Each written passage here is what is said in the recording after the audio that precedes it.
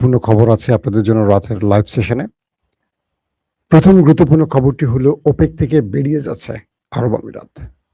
পাশাপাশি ইউরোপ আমেরিকার বিরুদ্ধে দাঁড়াতে যাচ্ছে, ভেঙে পড়তে পারে ন্যাটো। 3 নম্বর গুরুত্বপূর্ণ খবর, যে খবরটির জন্য আপনারা বসে আছেন, চীন ইরান আমাদের টেম্পো লিগকে কিভাবে খেয়ে দিচ্ছে। টেম্পো লিগ নাকি টেম্পো স্ট্যান্ড, কোনটা? টেম্পো লিগ আগে ছিল, টেম্পো স্ট্যান্ড এখন আছে। সেই টেম্পুকে এবার খেয়ে দিচ্ছে চীন এবং ইরান। হরমুজ প্রণালীতে যে অবরোধ তৈরি করেছে আমেরিকা, নিষ্ফল হয়ে যাচ্ছে। আমেরিকার সব চাল ব্যর্থ হয়ে যাচ্ছে ইরানের কাছে।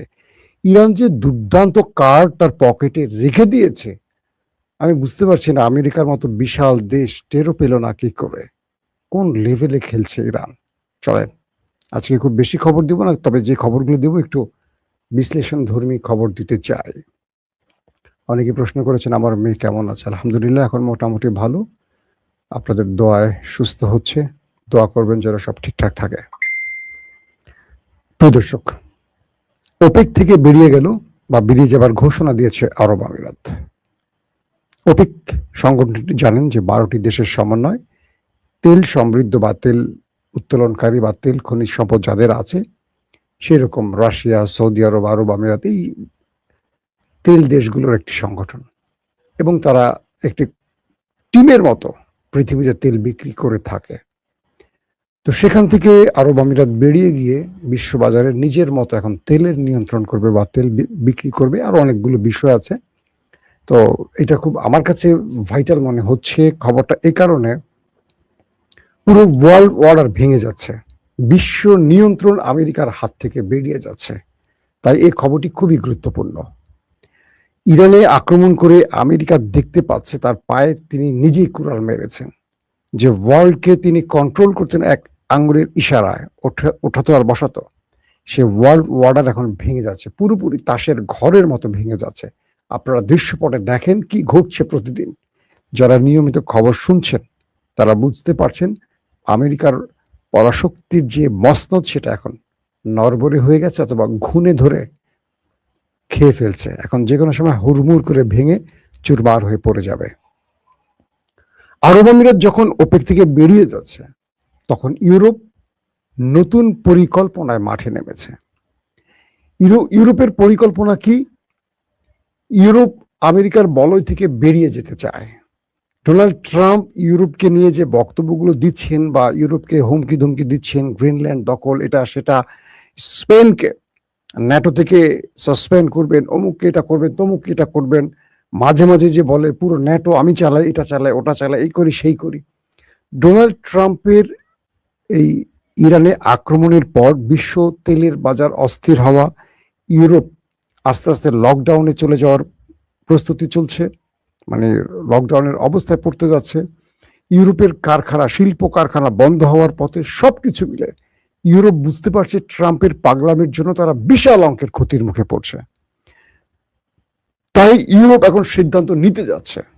বিভিন্ন বিশ্লেষণে উঠে আসছে ইউরোপ এখন নিজেরা স্বয়ংসম্পূর্ণ হতে চায়।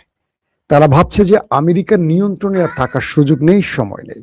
কারণ আমরা আমেরিকার পায়ের তলায় থাকতে থাকতে আমরা নিজেরা নিজেদের পরিচয় ভুলে যাচ্ছি।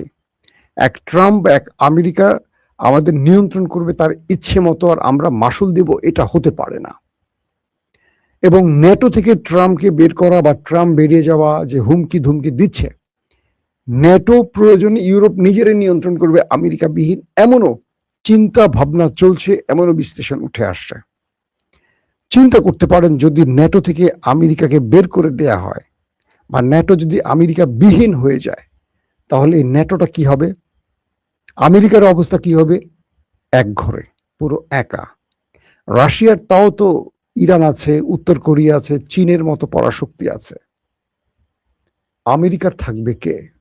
এই যে বাংলাদেশ যারা আমেরিকার কথায় উঠে বসে, তারাও তো আমেরিকাকে চিনবে না, বলবে তুই বেটা কে? তো এই মুহূর্তে ইউরোপ নিজেরা চিন্তা করছে তারা কিভাবে এখান থেকে নিজেদের ঐক্য ধরে রাখবে ইউরোপীয় রাষ্ট্রের মধ্যে। এবং ন্যাটোতে যদি প্রয়োজন হয় পরিশুদ্ধ করা, আমেরিকার মুক্ত করা, সেখানেও তারা চিন্তা করছে, এমনও শোনা যাচ্ছে। তো এক বাক্যে এইটুকু বলা যাচ্ছে যে ডোনাল্ড ট্রাম্পের কারণে আমেরিকা তার পরাশক্তির জায়গা, সুপার পাওয়ারের জায়গা থেকে ছিটকে পড়ে যাচ্ছে। যদি ইউরোপ আমেরিকাকে আর মোড়ল হিসেবে না গোনায় ধরে, বা ইউরোপ যদি আমেরিকার বন্ধুত্ব বা মিত্রত্ব থেকে সরে যায়, সেক্ষেত্রে চীন পাশে এসে দাঁড়াবে। চীনকে ইউরোপ ব্যবহার করবে যে তুমি রাশিয়াকে বোঝাও যেন রাশিয়া আমাদের শত্রু না থাকে, তাহলে আমেরিকাকে আমাদের প্রয়োজন নাই। কারণ রাশিয়ার বিরুদ্ধেই তো এই ন্যাটো তৈরি করা হয়েছে, বা ইউরোপীয় ইউনিয়ন রাশিয়ার বিরুদ্ধে একটা ঐক্যবদ্ধ রাষ্ট্রের একটা কি বলবো সংস্থা। তো এখন চীন তো ইউরোপের সাথে খুব ভালো সম্পর্ক, চীনের সাথে পৃথিবীর বিশ্ববাজারে খুবই ভালো সম্পর্ক। একদিকে গালফ কান্ট্রি, একদিকে ইউরোপ, একদিকে আফ্রিকা, একদিকে এশিয়া।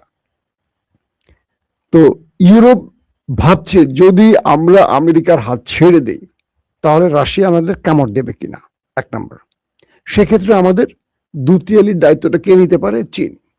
দুই, যদি ন্যাটো থেকে আমরা আমেরিকাকে বের করে দেই, তাহলে কি আমাদের ইউরোপের বা ন্যাটো শক্তি কমে যাবে, নাকি ন্যাটো তার রূপে ফিরে আসতে পারবে?